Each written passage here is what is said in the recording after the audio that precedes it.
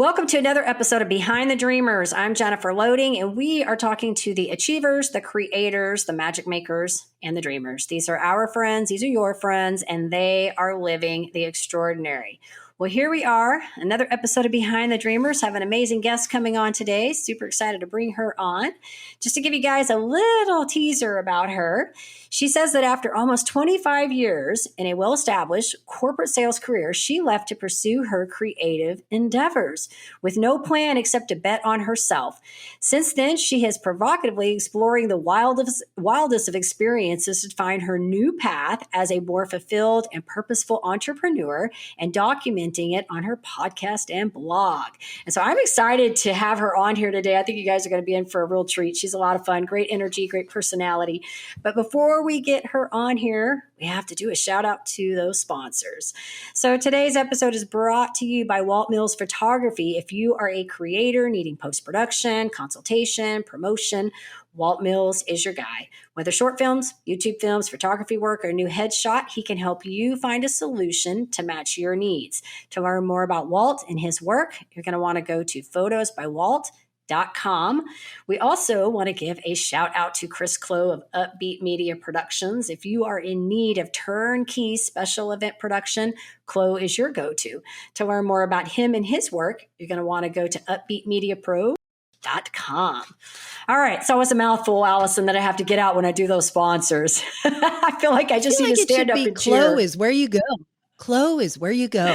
Hey, I like it. Clow is where you go. Might need to be that. You're right. All right. Well, Allison Hare quit her corporate career in technology sales to become an entrepreneur, podcaster, and blogger. But she left without a plan and is documenting her journey inward by boldly creating a gutsy and full-throated, I love this, hang onto your seats adventure in her second career. She offers burnt-out professional women opportunities to interrupt their patterns and go on these experiences with her. The common theme is that my provocative conversations will always leave the listeners reflecting with a new perspective. All right, Allison, welcome to the show. Super excited to have you here today. I'm so excited to be here. Thank you, Jennifer. Thanks for the warm welcome. Hey, I love your bio. I just love all the verbiage in it. It's so much fun. I just like the provocatively. I like all the words that we got going here. Just a behind the scenes thing on that, I actually did an exercise where I asked people that were either close to me or had experienced, me, and said, when I walk into a room, if you could define me, my essence in one word, what would you do? And so a lot of those words are what came out of it. And then I built the bio around it, around that's what great. you can experience. Yeah, so no, that's great. Tip if you're a creative. Yeah. No, I think that's great. It's that back. We need market feedback, right? Like we need feedback from our market. And that's what you did. You took it and then you built your bio around it. I love it. I think the bios are so much fun too, Allison, because when you're on the other end and you get to hear somebody actually talk about you, you're like, wow, that's kind of cool, right? Like that's kind of cool. Yeah, I think so too. It's an interesting journey into self-discovery for sure. Yeah, absolutely. All right. Well, let's open this up because you were a corporate girl and then you decided to just kind of go a different direction. So tell us a little bit about that. What was the inspiration and just kind of what led to that? Yeah. So I have a degree in broadcasting. So I went to college. I fell in love with radio. I fell in love with speaking. And I've realized wow, this is my thing. And I graduated and I was like, I'm going to be a DJ. And I took a hard left and said, I need money and went into sales instead. And so went into the corporate world. But always had this, always had this thing in the back of my mind of you have this defined gift, skill, whatever it is, and you're not using it, I could say that I'm using it in some other ways. So it was always kind of in the back of my mind, and really the question was if my gift is my voice, the place where you light up, right? Like this podcast is called Behind the Dreamers. And I imagine that you and everyone who you have on your show and listens to your show has something that lights them up and something that sparks them. And for me, it was always, like a message, like whether it was through my voice or whatever. And so my thought was always, how do I use this gift as a force for good? But so often I would just take the safe route. And, like I have a family, and I've always been a late bloomer. My podcast is called Late Learner. And I've always been a late bloomer. I got married. I think I met my husband at 34, married at 37, kids at 38 and 40, had an eating, like disordered eating in my early 40s. Like most people do that. It's like teenager. And just, like I'm 48 and I am starting completely from scratch and blazing a path that is not there today. And, like I could play the corporate game. I'm really good at sales and was a high performer always, and got rewarded with money and stocks and security and trips and those kind of things, really amazing people. But it never felt right. It never felt like I was fully expressed, It always felt like something I could do. And I thought, if I could do this, make the money, I have kids, I have a house and, a husband and all of that. And then I started my podcast 4 years ago. And it was like such an exciting thing that just that fire just keeps getting bigger for this podcast, even though the work for it also gets bigger too. As it takes Right. a lot to produce continuously. It's actually really easy to put out a podcast. It's challenging to continue it, and all the work that goes into publishing and creating and having compelling guests and content and things that are going to be relevant in social media and all that. So I started this podcast on the side and I just fell in love with it. And I fell in love with it so much that people would ask me, I want to build a podcast. So I launched a little podcast launch program and then an agency to help people launch, and realized that I hated it. I was good at it, but I didn't want that to be my business, even though I was just figuring out like, how do I just wanted like an off ramp. I wanted some kind of rocket ship to get out of where I was. So I was like trying things on the side and none of it was like resonating. And all I wanted to do was my podcast. And so it turned out where I had stumbled on, this is going to sound like a weird tangent, but it will make sense. I stumbled on a dance class. I have no dance background and just decided on a whim. I wanted to try something fun. So I stumbled on this dance class and I felt like I was struck by lightning. And I was like, what is this? And it was like, I was in such a stressful, high pressure, I am not in the right place in work where it felt restrictive, constrictive. It just felt like more and more, this was not where I belong. And I'd take this dance class and I felt this intense rush, this release of like, wow, am I allowed to feel joy? Am I allowed to feel this good when I feel like I'm almost shaming myself to feel bad because I'm so used to like, this is just how, like the grind. And I knew it wasn't. And so that was like the opening of the podcast was the opening. The dance was like, no, you can move. You can actually take up space. You can actually, even though I was never good at dance, I'm still not good. I still am, get turned around with the moves, but I loved it so much and felt so inspired by this particular format. It's called Rebel Groove. It's a national format. I just wanted to share it with people because I'm like, good Lord, if I have been this unlocked, imagine what it could do for people. And it's got like this cult following. There are a lot of people that kind of feel that same way. And, it got to the point where work made me feel miserable. Like I did have the Sunday scaries and the Monday blues. And I was like, all right, I'm just going to suit up. So it was like, everything is tense, like the armor is there. I'm just going to grind through this. And I would just be looking at the clock like, all right, it's 4:13. This ends at 4:30. Okay, I've got 17 minutes. Okay, I can do this. All right, let me just power through. And then I would do the podcast and have these magnificent, like mind expansive and thought provoking, meaningful conversations with people. And I would feel fully expressed, I would feel expansive and feel like I was fully in my element and making an impact.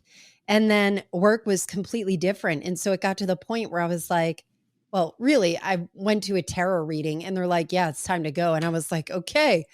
And so my husband and I had a come to Jesus conversation. My husband's a software engineer and very much stability minded. And he's like, how are we going to do this? I'm like, honey, just bet on me. And he's like, I don't know how I'm going to do that, but all right. So we we're this is like the hang on to your seat, like the full Right. throated kind of adventure where I left my job. I waited a few months till some stocks vested and left with no plan. And, it was really hard because I have so much wrapped into my value is the productivity. Like I'm a total type A personality, just get stuff done.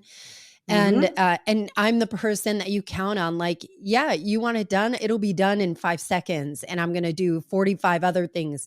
And I always prided myself on that and earning. So like productivity and earnings went away, and then the productivity I just started spinning out. And I took the one decision I made when I left was I wasn't going to make any decisions at all. And so, my nature was like, do I just force some kind of career, try and figure out something? Or do I just let myself breathe? And I let myself breathe and started doing all kinds of crazy stuff like psychedelic assisted therapy. And I've done 2 12-hour walks and solo overnight hikes, like stuff I would never do. I just needed to get quiet so I could hear my voice and start deprogramming all of the cultural and familial, and also self-inflicted conditioning. So there's a long answer to your question. No, it's good. Well, and I think you and I talked, off camera, obviously for our listeners, we had a long conversation off, and I feel like so much of your stuff is there's some parallels in my journey as well. And I think it's really neat, two things to this. I mean, when you get to that place where, you're burnt out and you realize that, okay, enough of this is enough of this, right? But I think what's interesting is, and I never like to say I know how somebody feels, but I can feel that feeling where when you're doing something that you enjoy doing and you have that other thing weighing you down very heavily. And I don't know, I'm sensing your personality is similar to mine in a lot of ways, and that we make decisions very quickly. And it's like, when I'm done, I'm done. Like, I'm done. I can't do this any longer. And what do I need to do to move in the other direction? So I can hear you and resonate with that. And just taking that time to find yourself and do these adventures. And I'm also too married to an engineer. So I very much understand that, that very stable security mind. There's the type. Yes. And I scare him every day. We've been married 27 years, and I'm sure I scare him every day of his life. He does not want to know when I come in and say, I have an idea. Don't bring ideas. The tornado has arrived. Yeah. I just have to be like, sit down. I have an idea. I just want you to sit down so I can tell you, no freaking out. Just sit down. I don't know that I'm going to do it yet, but just listen, you know? So... But good for you. So tell us a little bit about your podcast, because I know you've had some incredible guests on there. I've researched your stuff, and I know you have such a great voice for the podcast. Obviously, you've taken the journalism and all that. I love it. Love it. I always have fun with my friends that have, journalism backgrounds, because they just have an art for it. So tell us about your podcast a little bit and some of these guests. Read a dictionary. Yes. Yes. Yeah. So my podcast started 4 years ago. It had a different name. It actually had 4 different names, but it previously was called Culture Changers. And so my thought back then was I started to notice or experience a lot of really profound things in a window of time. And that might look like education, like I was volunteering at an inner city school, and maternal health care, where I had a really traumatic birth and then a miraculous healing birth, and creating the difference between the two and understanding what the hospital system is like, and the maternal health care system is so non-mom friendly, or baby friendly. It's more hospital and insurance friendly. And like the political discourse, like there were just all of these things that were happening that I was like, I don't want to, like voting once every 2 years isn't enough. Like, and also, even if a vote, you have to like get other people to vote. And I was trying to figure out, how do I make an impact? And so I started the podcast where I would interview people whose work breaks convention and changes how the rest of us live. So I'd interview people like Seth Godin and Jesse Itzler and Mariel Hemingway, the Academy Award nominated actress, and legendary family, and all of these people. Which, if you know who they are, they're big in their circles, and if you don't know who they are, just know they're big in their circles in there. And I was so proud to have these meaningful conversations. But when I left my job, people started to lean all the way in. And I would get messages left and right from men and women. I primarily have a female audience, but I would get a lot of messages of people that would say, "Oh my God, I wish I could do that. I wish I could do that. Go you," And so it was like people lean all the way in to figure out, can she do this? Can I do this? So I'm like the corporate girl, like that is turning a corner in a very different way. And it almost is like a test study. Can I make a great living doing something I love? Or is my only route doing something I hate to make money? And there's like a big long story with that, which we don't need to go into today. But so it has evolved into way more of a self-discovery journey. And what I found is that I would have the most incredible and interesting guests, but the ones that resonated the most were the ones that were personal, not just to me, but like personal, like setting boundaries or belonging or making adult friends, or even topics on sex and like sex after sexual assault. I mean, 1 out of 4 women reported have that. And nobody talks about, like, what is it like? Like, can you have a healthy sex life after, your trust and all of those were violated in some other way? So starting to have these really important conversations, I started to realize that it wasn't about culture changers. And by the way, nobody is Googling, how do I be a culture changer? And so I realized in August, I had to do a rebrand. So I have gone on another odyssey to figure out, how do I rename this podcast? And so I did at the beginning of this year. It's called Late Learner, and it is an ode to the late bloomer. And, I come across people that, like I would say my audience is primarily like 30 to 55, 60-ish. And normally there are people that come that are like, the majority of my audience are professional, very often burnt out women who have climbed the corporate ladder. They've done everything they were supposed to do. They thought they should do, I should say.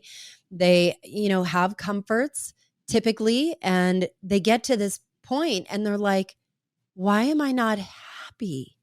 And why aren't I happy? Like they feel ashamed. Like I have what I need, but why isn't it enough? And so I live in that spot of what if you can? And so the question is, well, I'm a lawyer. I made this decision when I was 18 years old. I'm so burnt out. I'm in my 40s and I'm an attorney. What am I going to do? Quit and, become a yoga instructor? Maybe, but I think there is a lot of ego built around it. There is a lot of investment. It's like the sunk cost. There's also the lifestyle and all of that. And so the question and where this discovery breathes is, what can you do to find fulfillment, whether it is to stay in that career and maybe pull back on the schedule? But for me, I think not for me, but like my message is, how do you reconnect back into yourself and hear your voice versus like deprogramming all the cultural conditioning and figure out, what do you want? And if you can maybe like look at the overscheduling and reevaluate what needs to go and what needs to be reprioritized. If you now hear your voice and realize what you need is something different. And that's where I live. And that's where my podcast lives. I have I'm launching Atlanta wellness retreats. And so I'm putting together these wellness experiences for people that are looking to apply some of these things in real time, and not just for these experiences, but to have tools that they can take into their normal everyday life. And that's kind of where I live and breathe these days. I That's love my that, mission. Allison. Thank Yeah, you. I love that. And I think that it's so interesting because I think the big message that I'm hearing, and I talk about flow, in our lives, and flow Yes. being that thing that we enjoy doing, that when we do it, we can lose track of time. We can get so wrapped, whether that's your podcast or it's building these retreats or it's your rebel dancing, which, by the way, I work out every day, but I just joined this groove thing. You probably have heard of it. And I am like loving it. It's dancing, and I just do it in my living room. And it's funny because I just started doing it, not because I needed another exercise program. I taught aerobics for many years, and I run and do all my other things, but I did it because I wanted to have something that I could use kind of as a just free spirited kind of flow Just thing. free Like, movement. you know what I mean? Yeah. Just Freedom. movement, not to be like, I got to be like particular about a move and all that. So I had to tell you that. But I think the big thing here, the big message in this, what you're talking about, and I think this is what resonates with me because it's exactly where I'm sitting in my life right now, is this place where sometimes we see this picture, and this was my life too. There's this picture on the outside where everything looks perfect, right? Everything's looking right from the outside in, but inside, the person internally has not found what that flow looks like in their life, and they're dying inside, right? And I think that you and I are both kind of spreading that same message, because a lot of the people that I work with, and even the program that I'm building right now, is really about how do we help you find that thing that is in alignment with what you're doing. And I don't know if that's going to be a side hustle. I don't know if that's going to be a side thing like you and I do a podcast. I don't know if that's going to be you leaving your corporate job to go do these things like you're doing. I don't know what that looks like. But we have to find what that flow thing is. We have to find that piece that we're missing. Otherwise, yes, you have that prestigious job, you have that great family, you have the luxuries, and you go to the end and you never find that happiness. And I think that's really what this comes down to, is helping people find whatever it is they're supposed to be doing, that piece of what they're supposed to be doing. And that takes exploration. It takes a lot of digging and self-discovery and getting honest with yourself and removing a lot of the stigmas that you're talking about, that, hey, I have a degree in law, I should be doing law school. And what do we know at 18 years old? We know nothing. You know what I mean? And so many people get their degrees and they go for years. But I wonder about this too, that I think what you're saying and what I have found is that some of it only starts with permission to explore. And so, like, we're so caught in these routines because we've overscheduled ourselves, our kids, our dogs, our everything, where we've overscheduled ourselves so much that we've left no room. And so I remember I used to work out at 5 to 5:30 a.m. with a trainer. And that was the only time I had for a workout. From 6 o'clock on was dedicated to my family, to work, to the podcast, and that's it.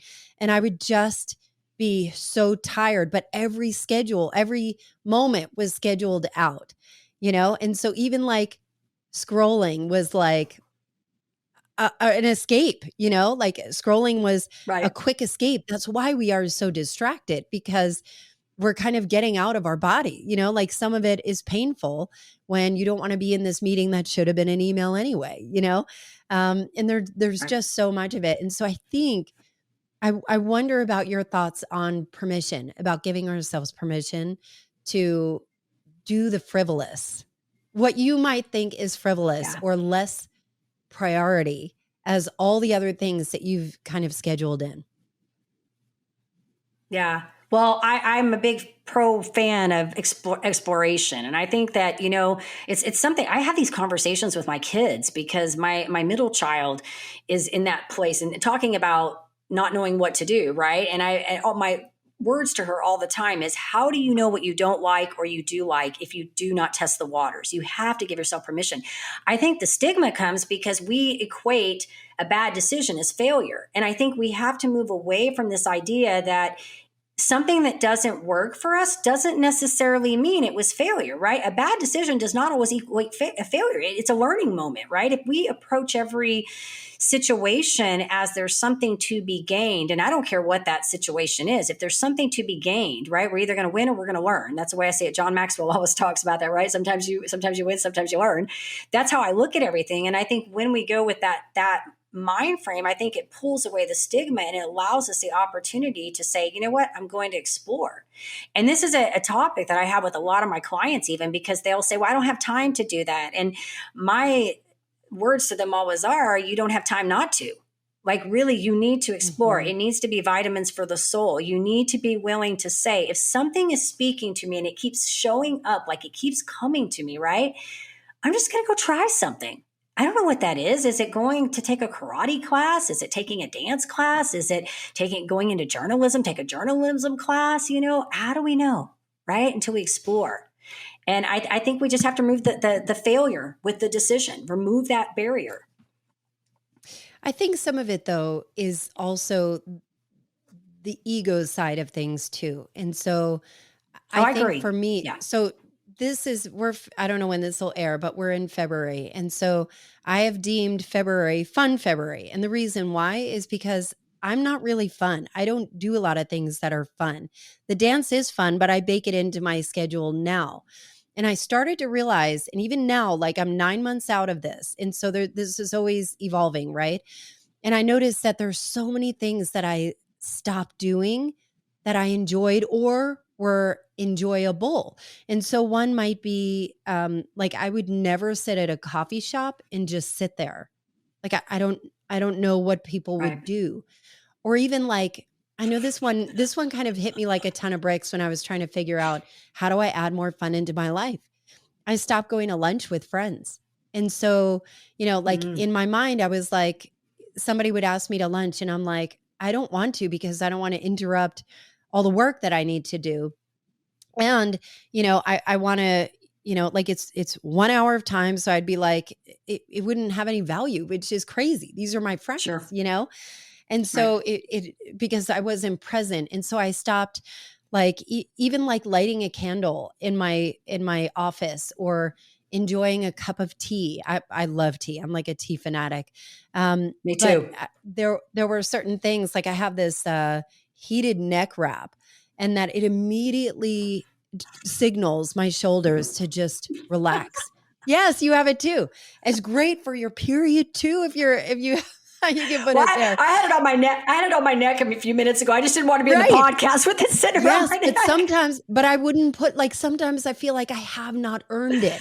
And so like doing yoga in my house, like I don't practice dance in my house because I feel like I haven't earned it because I have other stuff to do. Or I feel I judge myself that it's too frivolous for me to prioritize, because I need to do the podcast things and all the creative, and I need to make sure. And so now I'm like, we got to stop all of that. And I'm giving myself space, and I do something called unplanned plans. It's like my favorite thing to do. And so I had a friend come and visit, and it's actually a guy who's been on my podcast 3 times. We never met in person. He lives in New York. He was going to be in Atlanta for a speech he was doing. So I went to his speech. I took him back to the airport. We had a little bit of time to kill. And I was like, Chris, I'm going to take you somewhere fun. And so I took him to my favorite tea place, and we're like, all right, we're going to, we have like 30 minutes before we have to go to the airport.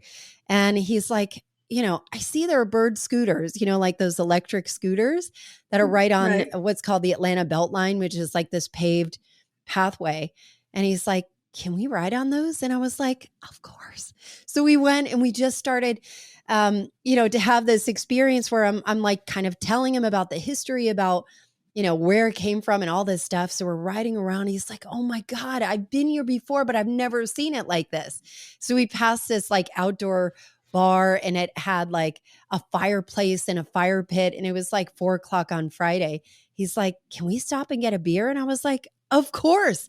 So we did. We met up with people and I started to notice, and this, I love doing this, but it is like my pure joy to do this with other people, is I started to notice his energy would just go up and up and up, but it was like an energy of pure joy, of just, wow, like this wonder and this spark of just giving yourself space that, yes, I could have been doing a million other things. And usually when I have friends, I've got like an expiration, like, hey, I got to bounce, but I was Right. like, no, I'm going to take this time and I'm just going to see what unfolds. And so unplanned plans always bring magic when you have that spirit. And so I would invite fun. If anybody listening is like me, where you don't prioritize fun, like, why do we stop dancing after college? Why do we stop painting? If you ask a whole group of 5-year-olds, can you paint? Can you sing? Can you dance? They'll all say yes. But if you ask those same people when they're 25, most of them will say, no, I can't do it because they're Right. afraid. So why do we Right. stop? So I don't know. Yeah. I just got wild, girl. I love it. No, and I think, you know what? I think you have to plan it until you get to a place where you don't plan it, right? Like, I think the idea is to get unconscious competent about it. That's what I tell my people when I'm working with them. Say that again. It's like Unconscious competent. unconscious competent, like you drive your car, right? You don't have to be I love really that. Yeah. like paying attention because you just drive, you know how Yeah. to drive, right? So Yeah. I always say, if we didn't grow up doing all of these things when we were little, and now we realize, hey, I want to implement all these things in our life now, and there's kind of this immunity to change, right? Like we start resisting that change, right? Mhm. And so this is why I talk, like how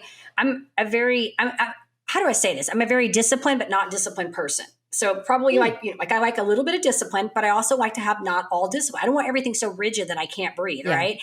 So I have to just purposely tell myself and make it part of my day. Like my morning routine is like my morning routine. I get up, I have my green tea, I eat my breakfast, feed my animals, do my workout, plan my day. That wasn't always the case, Alice. I mean, there were many years I slept in the morning. Even when my kids were little, I'd go back to bed. I have certain things, but I had to kind of get to a place where I was like, you know what, these things are important to me. I really like them. Like they make me feel better about myself. I feel better about my day. Like it just gives me that little bit of serenity, that time to be in my own space with quiet, And so that's how I always kind of say it. It's like, yes, I love your unplanned plans. I think that's great because we do have to sometimes stop planning everything out. But sometimes I think when we're trying to implement these things, if we can just put a little bit of a structured time and say, you know what, this time I'm going to have time to do whatever I feel like doing, whatever that is. And that's going to be my one day a week. I'm just going to do whatever I want to do, whether it's going to be to go sit at the cafe, go to lunch with my friends, shop, whatever we're going to do, and just make it your time, because otherwise, yes, we feel guilty about it, right? We have so much to do. We feel guilty. So guilty. Yeah, we feel so guilty. But the moment you say yes to one new thing, let's say one new thing that'll bring you joy or nourishment, like mental and spiritual nourishment, whatever that might be, you start to realize that the energy that you have starts to regenerate instead of deplete. And that is like the drug, right? Yeah. Like that regenerative energy of just saying yes to you. And, like it's hard because you feel guilty, especially if you've got a spouse that's expecting something, children that are expecting something else. And when you kind of shake it up, there is a little bit of guilt that at least I have experienced of just, can I do this? Am I being too selfish? But I think the reward of just regenerating energy, I mean, what other resource, is more powerful? It's, like just having energy with the time that you have, I think is pretty magnificent. Yeah, I think you show up better too. I think when you make the time to really, take time for yourself, you just show up so much better for everybody else too. And it ends up not being so much, about when you really can see that, then you realize, hey, when I'm whole and I'm healthy and I'm feeling good and I'm doing things that are adding value to my life, then I can give to other people and add value to their lives and show up differently for them too. And I think it takes time to get to that place. And it's funny because my kids are all grown now. My youngest is 18. So I'm kind of like, listen, kiddos, I did the mom thing. I was your mom. I raised you. Some of these decisions you're going to have to make on your own. I'm not cleaning it all up, and mom needs time, so leave me alone. I think Right. get there sometimes, But I'm excited Yes. for you, Allison. I think you're doing good stuff. And Thanks. so, what do you got coming up? Anything exciting that you're going to be doing next? Anything kind of crazy, fun? Oh, so much. I'm launching my first retreat on February 18th in Atlanta. It's called Calm in the Chaos. So it's going to be more of a mindful approach that will include movement. It'll include nature, meditation, and also a tea ceremony that I've partnered with my favorite tea company. And so that's happening. But then I'm gonna build out some of the other retreats that are going to be bigger and in more exotic places. So that's been exciting. I also just launched, as of today, actually, a consultant offering where I would custom design or co-design a plan for people that are feeling burnt out and they're trying to figure out, like, how do I apply this? Like, you can get the information anywhere, but it's hard to be accountable. How do I apply it? And so I now have that offering available as well. But yeah, they're always like, you can ask me at any time, what's new and exciting? And it's always something. So I'm going to climb the tallest peak in Georgia, probably in the next few weeks by myself. It's like a 5.5 hour hike, and just be quiet. And I may take a couple days where I'm going to tell my husband, and my kids, like, hey, I'm going to be leaving. I don't know where I'm going, and I'm going to be safe, but I'll be back soon, like in the next couple of days, and just see where the road takes me and just get quiet. So that is the biggest challenge for me, is being quiet and still, because I'm such a doer and have all of these ideas. But I think it's time to reground and go within, because I think I tend to get to a place where I'm asking everybody else, like, what are the insights? Tell me what to do. I don't know. I'm brand new at the entrepreneur thing, and I kind of give my power away, where I think the power is actually, if I listen to myself, that I can hear it. And so the intuitive part of me is getting louder and louder. And, my job is to respond to that call so that it gets bigger and bigger and it becomes clearer. And that's what I'm really working on. If we're being honest, of just kind of, it's like the muddy window that I'm just wiping it down so I can see again. Yep. Yep. And then sometimes that's what you have to do, right? I mean, I feel like we all kind of go through this in different stages and of our lives where we, it's like I was telling somebody the other day, because I'm working with a mentor, and it's like, 20 years that over 23 years I've been an entrepreneur. And it's like, I finally have a clear picture of what I'm trying to do. Like, I've muddled through everything and kind of done what you talked about, like a lot of that stuff, and had to regroup and really get the clarity around what am I trying to do? I know what my message has been all along, but I haven't been really clear on how to articulate that. And it's now finally coming together. But there's been a lot of mentors and a lot of, wrong turns and bad decisions and scary moments, that I've had to embrace. And I think that's what it's all about. It's the journey. We're learning along the way as we go. What's next for you? Getting my program out. The program. I'm getting that program out. That's what I'm working on right now. That's going to be probably my big final thing I'm going to do, because it's like 23 years of content, just really, all the mentors, all the work I've done, the personal work, the business acumen coming together. And it's really a lot about what you and I are talking about right now. It's how to help. It's going to be for female entrepreneurs. And it's really about how do we help them maybe shave off some of the time, not have to take as long as I did to figure this stuff out. We know we're all on our own journey, but if there's a lot of psychology behind it, and you and I have kind of some similar paths, just the business acumen and all of that. But I think so much of what we do in business is that we either have a lot of the business, but we don't plan, or we have the plan, but we don't have the psychology behind it. Like we're missing, this is like three parts. We're missing pieces within these three parts. And so that's what I'm hoping to kind of bring together, is to say, okay, maybe you have the business acumen, but you don't have all the psychology part of down, but how we're evolving as as adults every day through this journey that we're going through. Right. And so that's going to be the end. I don't know that I'll be excited. I don't know that I'm going to be doing much after that. Well, good. Good luck. Yeah, thank you. So, Allison, this has been fun. You are an amazing individual. I love your energy. I love all your free, you're moving from this all structured to kind of being a little free spirited. I can totally understand that, because I'm a very structured, and like I said, I have to find those moments where I'm like, we got to have some fun sometimes. It can't always be serious, right? So I love that about you. Thanks. If our audience wants to get in touch with you and learn a little bit more about you and your journey and kind of follow along with what you're doing, where do you want us to send them?